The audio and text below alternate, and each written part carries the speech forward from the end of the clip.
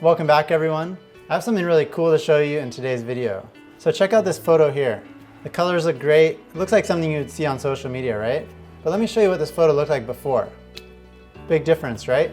I edited this image with just a few easy edits using an AI editing software called Luminar Neo. In this video, I just want to take you guys through the Luminar Neo program and show you some of my favorite tools and the huge toolbox they have to make your photo edits and really make your photos pop. If you're a beginner, it's really useful because you don't have to do any complicated editing tricks like you do in Lightroom or Photoshop. Luminar Neo can be used on its own as a standalone software, but if you are using Photoshop or Lightroom, it can also be used as a plugin in those apps. The biggest advantage of Luminar Neo, and you'll see why, is the AI that they've added into this program.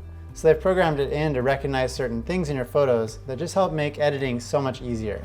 If you haven't watched my videos before, my name is Jordan Hetrick, and I write books about how to use GoPro cameras, but I'm also just a longtime photographer, which is why I'm excited to share this amazing editing tool with you. Let's jump into the app and check it out so I can show you around.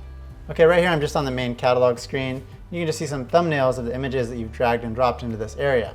So I'm just gonna click on this photo here. There's a few things you can do in here, but I'm gonna go over and show you the tools under the Edit tab. So right here I'm just gonna go over to the Edit tab and show you some of the tools within there. I'll just go through my favorite tools from the top down and stop at each of my favorites. So the first tool is called Enhance. And this is a great tool you can use to bring out overexposed skies and just bring more detail into your images, also into your landscapes. There's just two different sliders in the Enhance tool. So the first one is called Accent. And if you slide that, it's gonna bring out more of the colors and richness out of mostly the landscape areas. The other slider that I really love to use is called Sky Enhancer. And this is really amazing because it can bring out some of that detail that's lost in those overexposed skies. So you can see here it really brought in those dark colors again, and this photo was way overexposed before, but I did need to do a long exposure because I wanted to blur that waterfall that was coming into the ocean there. Oftentimes when you're taking photos, it's hard to get a good balance of the right exposure in the sky and in the landscape. And this sky enhancement feature really brings back in those colors that you might have lost when you were exposing for the landscape. So here's another photo I just want to show you. I took this picture of a guanaco on the rock there at Machu Picchu, and you can see in the before it's really blown out and washed out. I just used this Enhance tool, and you can see the image after I adjusted it. It's just a much richer image. Here's another quick example I want to show you of the Enhance tool, and this is just a picture of the West Maui Mountains. And I actually took this with my phone. So I just want to show you something about this, which is if you look in those clouds, you just want to be careful of the phone photos because some of the quality is not really that good with them. So you just want to make sure you don't over adjust your photos and get bad quality. But it really depends on the quality of the image that you start with, of course, just like any photo. The next photo editing tool I want to show you here in Luminar Neo is called Sky Replacement. And this software is really good at replacing the skies in your photos. So if you look at this photo, it looks beautiful, right? Sunset colors, beautiful sky. Well, I actually took this photo on a cloudy day at a park up near Big Sur somewhere, I believe. Now the amazing thing about this software is when I went and replaced this sky, it actually goes and color grades the rest of the photo to match that sky that you've chosen. So you can see in the before and after there's a dramatic difference in the overall look of that shot. And I chose this photo so you could see through the trees all that little detail. I mean, that's really hard to do if you're trying to mask out a photo manually.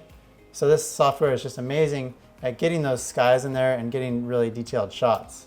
It does do best at replacing the skies when it's off in the distance a little bit, but you'll figure out the quirks as you play with it and figure out which photos it works really well for. Here's another photo that I took driving into Bahia de Los Angeles in Baja California. And if you look at the before picture, none of that sunset lighting was there. So I replaced the sky, and it also changed the look of that landscape, which is a beautiful photo. And there's a lot of reasons you might want to replace the sky, maybe just for better photos, but also if you're doing architecture, real estate shots, for example, and you don't have the opportunity to take a photo of the real estate on the right day, you can go ahead and replace the sky, and Luminar Neo is a great tool to use to do that. I thought I'd just show you one more example here. Here's a photo that I took of a surfer at Backdoor Pipeline, and it was a pretty terrible photo actually because the sky was all washed out. It was kind of a cloudy day, but I used this sky replacement tool and it added these sunset colors, and it gave that whole color hue and kind of theme throughout the whole photo, and actually made it into kind of a cool photo. And you can see how good of a job it did with the spray at the top of the wave. I mean, I think that's pretty incredible. It's super hard to do that if you're trying to do it manually. The next tool down is called Develop. And Develop is one of the tools that you would see in any normal photo editing app, but it does a really good job of restoring these photos that are underexposed like this one. This one has no color. And then when I went and used these Develop tools right here, then it brought back the color and it made this image actually into a beautiful image.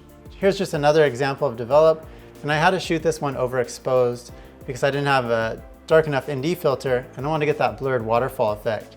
So I just shot it overexposed and then I brought it into Luminar Neo and I was able to darken it and get the colors back into it. You can see it just does a great job with that.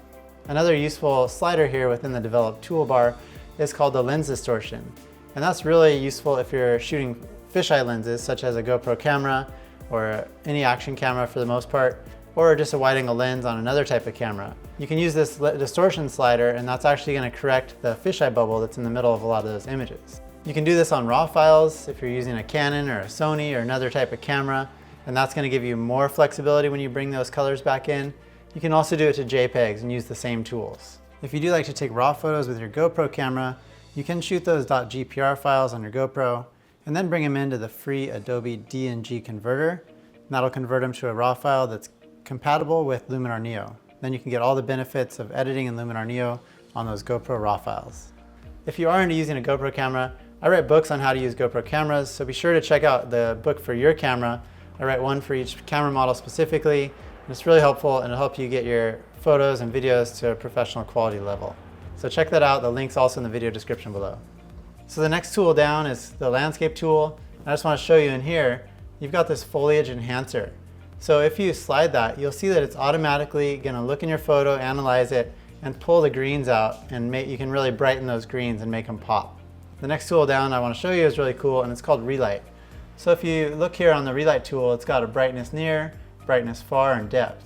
So the AI in the program is programmed to look for foreground and background, and you can manually adjust the lighting in these just using this simple little tool. So if you adjust the brightness near, it's going to brighten up the foreground, or what the AI in the program thinks is the foreground. And if you adjust the brightness in the far, you can darken the background, for example, and create more mood in your image. You can also adjust the depth of that foreground just by sliding that little depth slider there. You can see in this photo that I took of Machu Picchu, there's just a little more mood in the image because of that Relight tool. It works really well with photos that have some depth to them, like this picture that I took at Fraser Island in Australia. You can see I lit up the foreground and I kind of made the background darker just to add that more dramatic effect to it. So that's a fun tool to play with, and it really works well for shots with depth, like I said. The next tool that I'm going to show you down is really, really cool because they really were able to program into this app to be able to analyze your images and decide where these sun rays are supposed to come through your shots. So this tool is called SunRays. And if you click on this tool, you can place where you want the sun center to be. So just click on the little place sun center, and then you can actually move that sun center around the image. And you want to find a spot that would be natural. You can see in this shot, for example, there's some brightness back in the back behind that river. So I placed the sun back there where the sunlight would naturally be coming from. But what's really cool is if you move it around, you'll see that the program is actually looking at the image and placing those sun rays how they would naturally go through the landscape. So this is really cool. And I just love to use this feature because it adds so much more mood to your photos. So I'll just show you another example here of those sun rays. And this one's really cool because the program's actually seeing that there's a cliff here. So as you drag these sun rays over, the sun's going behind the cliff, and you can pull it down a little bit and some of the sun rays sneak through, kind of like it naturally would. But the program is actually able to see this and see the photo composition and adjust the sun rays for it. So it just adds a lot more mood. It's really cool. You can see the before and after here.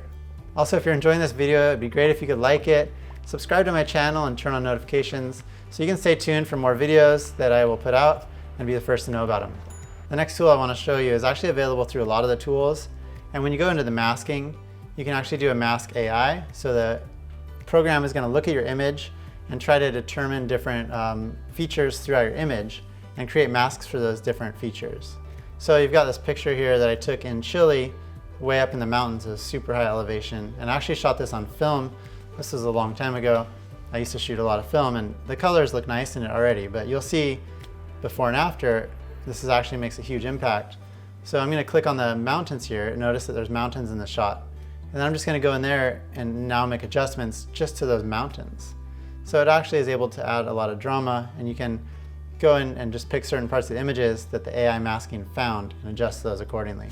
So that's really cool. Once you get the hang of that, you can really see how much it can impact your photos. It's so much easier than trying to manually select the different parts of your image that you want to adjust. There's also some great tools in Luminar Neo for editing your portraits. Here's a picture of myself that I made a few edits on, and you can see there's a portrait bokeh. I'm not gonna add it to this photo. I'll show you in just a second, that one. But there's the face tools, so you can adjust the teeth, whiten the eyes, affect the different eye colors. There's also the skin, which you can smooth out the skin and remove blemishes or discolorations of the skin. You can also adjust the amount of light that's on the face in the face tool. So it's actually gonna analyze your image and look for the face, and then when you brighten that, it's just gonna put a little more glow on people's faces. And you do need to be careful with it, because if you don't know the person's face, things can get a little weird. But if you're kind of subtle, you can get some really cool adjustments very easily using these tools. So in this photo, for example, this was a pretty poor photo, not very good lighting, but I did add that portrait bokeh just to make it a little more photographic. And you can see the before and after. It does have an impact and kind of saves that photo from being average to slightly above average, I guess. Oh, here's another great one that it's a good photo to start with, but maybe you didn't shoot it with a wide enough aperture and blur out that background enough. You can use the portrait bokeh, and the AI in Luminar Neo is going to recognize the people, and then it's going to blur out the background. And then you can also just, brighten up their faces or use those other portrait editing tools to make all the changes you want. And what's really great is after you make those changes, you can click right down here under Actions and save it as a preset. So if you're batch editing a big group of photos from a portrait shoot or a wedding photo shoot, you can go ahead and save that as a preset, and then you can just batch apply it to all those images. But you can also go ahead, and I'll show you in here, there's also the presets. And what's kind of cool about the presets is that it'll look at your photo and give you a suggestion of which presets might work best for your photo. Obviously, you don't have to use those, but you can just go look through the presets and see a sample of them and apply them if you want, once you find a look that you like. And then you can also click on those presets and adjust the slider to show how much that you want that preset applied to your photos. So that's pretty cool. There's some great presets in here. And also Luminar Neo sells extra presets. People design them and sell them. So you can add more to your collection if you start using Luminar Neo a lot and you really want some different effects. I hope I've helped you guys see the value of Luminar Neo as an amazing photo editing software. I love using it in my daily workflow, and I think if you're interested in trying out a new photo editing software, this one is the one to try out. There's a link in the video description below. It's about $119 right now for a lifetime license, but I do have a discount code down there, so use the link in the video description below if you're going to try it out. The price of the software may change over time, but I'll always have that discount code there for you guys. Thanks so much for watching, and I'll see you in the next one.